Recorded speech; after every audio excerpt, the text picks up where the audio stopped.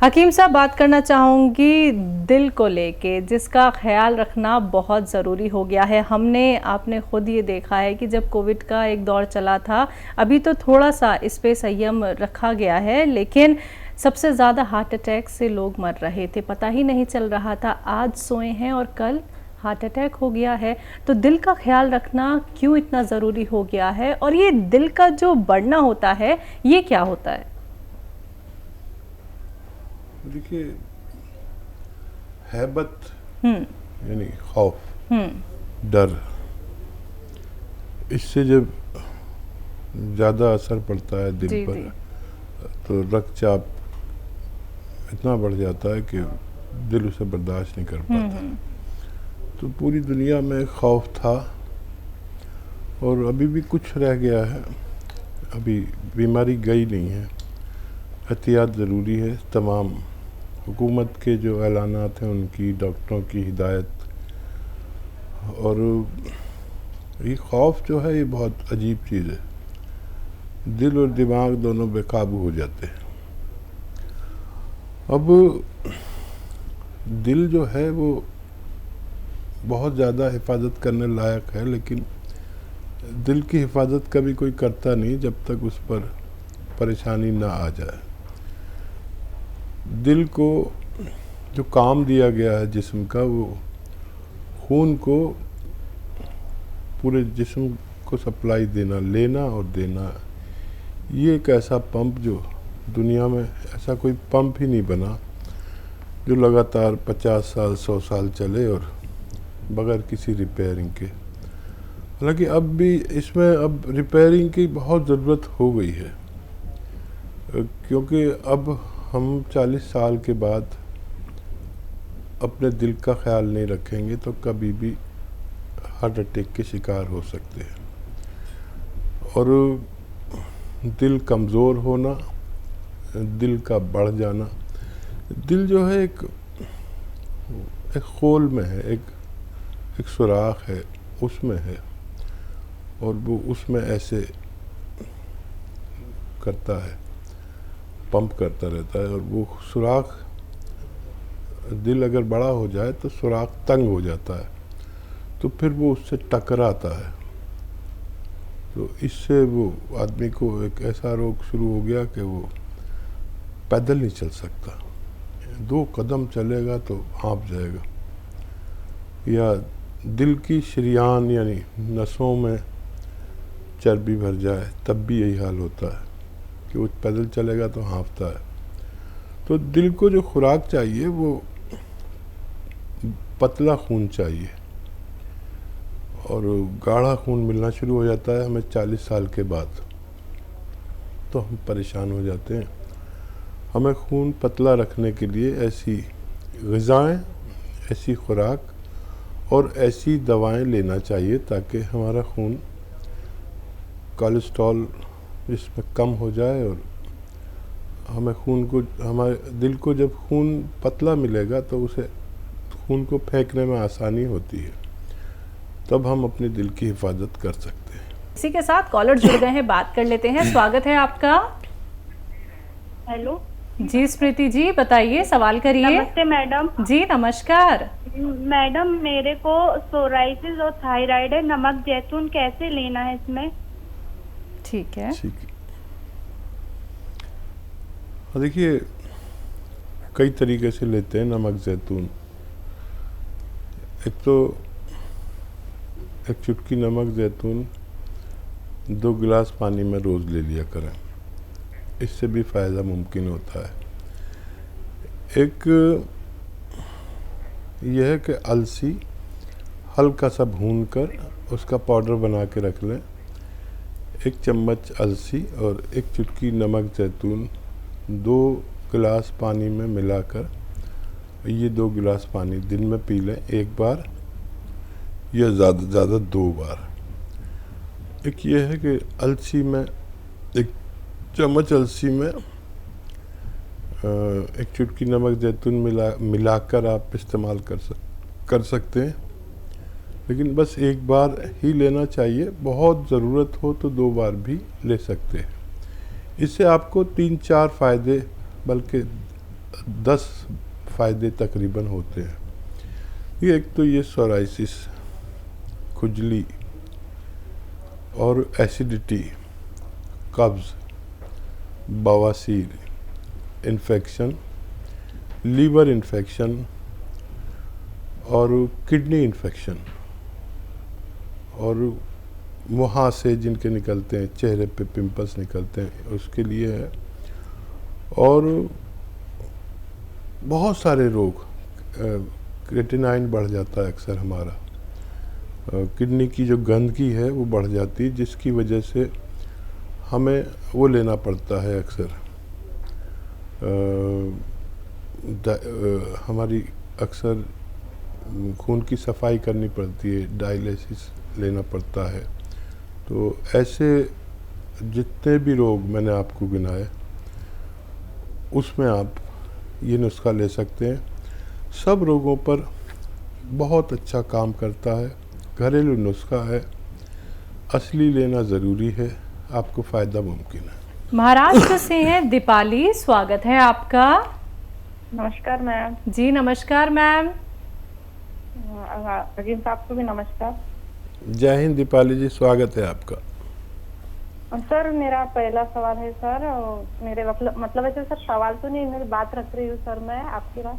मैंने आपके यहाँ से जैतून का सिरका मंगाया था सर, वो दिमाग के लिए, मतलब डिप्रेशन के लिए। तो अभी उसकी 1 बोतल खत्म हो गई सर, तो मेरे पास 2 बोतल मंगवाई थी मैंने। तो अभी 1 बोतल सर मेरे पास वैसे ही है, तो क्या मैं वो बोतल जैतून के सिरके की और डबल ले सकती हूँ? मैं समझा नहीं हूँ सर मतलब डिप्रेशन के लिए सर मैंने आपके यहाँ से जैतून का सिरका मंगाया था, तो उसमें मुझे बीपी वगैरह का प्रॉब्लम था, तो मुझे बीपी वगैरह जो थी वो नॉर्मल हो गई सर मेरी वाली। तो 1 बोतल मेरी वैसे की वैसी ही 2 बोतल मंगाई थी, तो 1 बोतल में ही मुझे आराम मतलब अच्छा लगा। तो अभी 1 बोतल वैसे ही रखी है, तो मैं वो दूसरी जो बोतल है वो वे ले सकती हूँ? जी जी ले सकते हैं। अब मैं समझा, हाँ आप ले सकते हैं। और आपका बीपी 1 महीने में तकरीबन अच्छा हो गया, बहुत मुबारक। लेकिन यूनानी में ये याद रखें, मैं सबसे कहता हूँ कि अगर किसी को जल्दी भी फ़ायदा हो जाए तो 2-4 महीने इलाज ज़रूर किया करें, ताकि ये रोग आपको जड़ से छोड़ दे।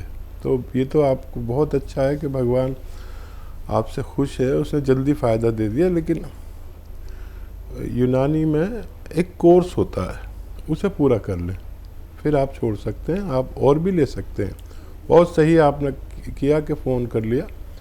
और जो रोग आपको है, दीपाली जी नाम बताया था शायद जी, ये इसके रोगी हर घर में हैं। बस आपसे हमारा एक अनुरोध है कि आपके आसपास, आपके रिश्तेदारों में इसका रोगी कोई नहीं रहना चाहिए आपके होते हुए। लोग 10-20 साल और ज़िंदगी भर दवा खाते हुए मर जाते हैं, दवा नहीं छूटती। ये एक भगवान ने हमें नुस्खा दिया है, हमने आप तक पहुंचाया। आपको अपने अजीज़ों तक पहुंचाना है, अपने दोस्तों तक, अपने ससुराल में, कि कहीं भी रोगी ना हो बीपी का। तो आप ये काम ज़रूर करें। अगर आप हमारा सम्मान करना चाहते हैं तो किसी को फ़ायदा पहुंचाने में कोई बुराई नहीं। जी हरियाणा से हैं सुषमा जी, स्वागत है आपका। हेलो, नमस्कार मैम। जी नमस्कार। नमस्कार सर। स्वागत है सुषमा जी। हाँ जी सर। सर मैंने भी सर थोड़ी सी मुहिम शुरू की है आपके जैसे, आपके नक्शे कदम पे चलने की। अगर थोड़ी मेरी भी शुरू होती है तो दवा भी अपना जो मेरे को भी फायदा हुआ है सर, भी औरों को भी मिल जाए। जी हाँ जी सर। बहुत शुक्रिया आपका, बहुत स्वागत सर। अभी तो मैं तो एक सर, आप तो एक सागर हो, मैं अभी सर एक थोड़ा सा बूंद के बराबर ही हूँ। तो अभी शुरुआत हुई है, अगर जो किसी को फायदा हो जाए। सर एक 2-3 क्वेश्चन है सर। जी। हाँ जी, एक रिलेटिव में ये है, थोड़ा 36 साल एज है उनकी, उनका वजन भी थोड़ा ज्यादा बताते हैं वो, अपना थायराइड भी है उनको, और मेन दिक्कत सर उनको डिस्क की प्रॉब्लम है 6-7 महीने से। तो रीढ़ की हड्डी में उन्होंने 3 इंजेक्शन भी लगवाए, और ये अरे। पेन किलर वगैरह भी खा रहे हैं। तो हाँ जी, तो उसके बाद उनको आराम नहीं हो रहा है। जब तक दवाई लेते हैं तब तक आराम है। तो मैंने उनको यही कहा था, भी सबसे पहले तो मैंने कहा सर की कंडीशन यही होती है, अभी अपना वेस्टर्न टॉयलेट ही यूज करो और वजन नहीं उठाना। हाँ जी सर, जैसे आप बताते हो। और बाकी सर वो इलाज ही पूछ रहे थे भी क्या इसके करें, और थायराइड भी है सर उनको। और ठीक। सर एक और क्वेश्चन है, मैं ना आपका ये रिपीट टेलीकास्ट देखती रहती हूँ बीच बीच में, तो आप ये एक्सरसाइज भी बताते हैं। तो एक एक्सरसाइज आप कमर के नीचे कपड़ा रख के करने की बताते हैं, वो किस लिए है सर? और ठीक ग्रीन है, टी के फायदे भी बता दो सर।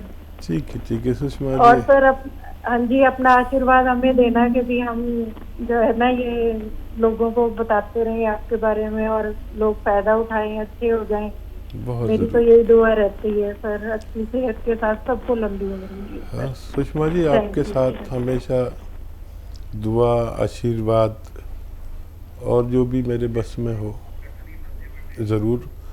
और दरअसल इस मुहिम की वजह से हम हर घर तक पहुंच गए और लोगों को फ़ायदा पहुंचाया। क्योंकि देखिए, मेरी पहुंच सिर्फ आप तक है, और आपकी पहुंच मुझसे ज़्यादा हो सकती है। आपके हर घर तक नहीं है, लेकिन आपके घर तक हो गई। भगवान ने आपको मेरे नुस्खे से फ़ायदा दिया, और मैं तो अनुरोध करता हूँ सबसे कि ये ज़रूर करें कि जिससे आपको फ़ायदा हो वो फ़ायदा दूसरों की तरफ पहुँचा दे। ये एक इतना बड़ा काम है, देखने में मामूली लगता है, लेकिन आप सोचो कि जब आप बेड पर पड़े रहते थे और ऐसा लगता था ज़िंदगी यहीं ख़त्म हो जाएगी, फिर मेरा मशवरा आप तक पहुंचा। आप इतने खुश हो गए कि अक्सर फ़ोन करते हैं। और ऐसे जाने कितने लोग हैं ऐसी ज़िंदगी गुजार रहे हैं, उन्हें दुनिया नरक लगती है, तो उन तक हमें पहुंचना है। तो गौन सिया तो आपको पता है, आधा ग्राम देना है, 2 बार देना है। और वेस्टर्न टॉयलेट आपने बता ही दिया। और क्या बीमारी थी? कमर के नीचे जो हाँ, कपड़ा लगाने वाला एक्सरसाइज हाँ है। हाँ हाँ, जी। कमर के नीचे जो कपड़ा लगाते हैं, एक्चुअली कुछ लोग ऐसे होते हैं जिनको सब होने के बावजूद टांगों का दर्द चला गया, सब जगह चला गया, कमर में रह गया। तो क्योंकि स्लिप डिस्क होती है, तो डिस्क किसी सूरत अगर काबू में नहीं आती, तो मैं ये कहता हूँ जो हमारी महिलाएं तो वो मलमल का रुपट्टा ओढ़ते हैं ना, ऐसे नरम सा होता है, ऐसे लपेट के वो एंडी या पैंडी क्या कहते हैं उसको, गोल कर लेते हैं, और वो कमर के नीचे रख के जहाँ पर तकलीफ़ है और सीधा लेट जाओ। तो कभी कभी इस अबल से हमारी डिस्क अपनी जगह पर संतुलित हो जाते हैं, और दवा फिर ज़्यादा असर करती है। तो बहुत ज़्यादा नहीं, 2-4-5 मिनट दिन में 2-3 बार लेटें। उसको एक ऐसा अमल समझें अपनी जगह पर डिस्क को लाने का, और इसके साथ ज़्यादा छेड़छाड़ नहीं करनी चाहिए। अक्सर लोग मालिशें करा देते हैं, और मैं तो देखता हूँ कि लोग कहीं जाते हैं जो उनसे क्या टांग में झटका लगवा लेते हैं, और क्या क्या करते हैं बाबा, कुछ समझ नहीं आता। ये एक साइंटिफिक अमल है, करके देख लें, इससे नुकसान कभी नहीं होता। और उनको कुछ और भी रोग था, वज़न ज़्यादा, थायराइड। जी।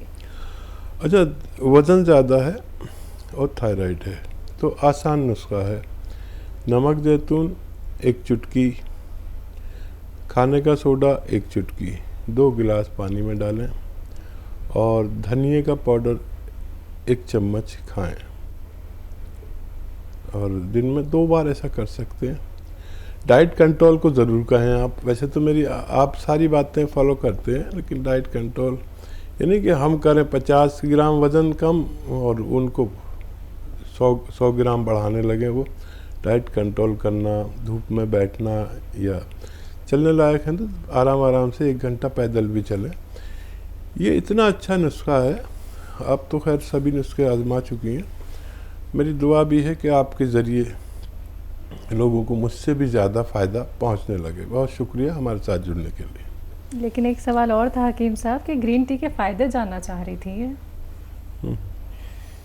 अधिक ग्रीन टी जब फ़ायदा करती जब वो बगैर दूध के पी जाए और उसमें एक नींबू निचोड़ लिया जाए तो ये फ़ायदा करना शुरू कर देती है।